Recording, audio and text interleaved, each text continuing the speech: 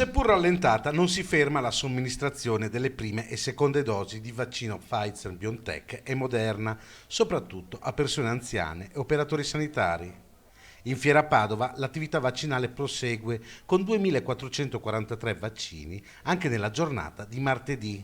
Vaccini che a fine giornata non avanzano e quando succede sono poche le unità disponibili che l'ULSS 6 Euganea distribuisce ai cosiddetti galleggianti. Allora, noi di solito chiudiamo a zero, però se dovesse rimanere una o due dosi o anche tre, abbiamo una lista di persone che non sono state chiamate o perché non hanno ricevuto l'invito o perché magari erano in ospedale o altri problemi e naturalmente poi li chiamiamo.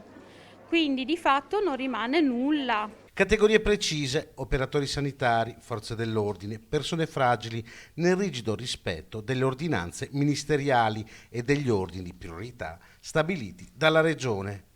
Insomma, le code ai cancelli, che per fortuna non si sono registrati in questi giorni, nella speranza di avere una dose di vaccino, sono perfettamente inutili. Il lavoro, sperando nella disponibilità di sieri, va quindi avanti. Si continua la vaccinazione degli anziani e dal 22 marzo si dovrebbe partire con l'anno di nascita 1938. Si continua con la somministrazione delle seconde dosi e in parte minoritaria con i pazienti vulnerabili.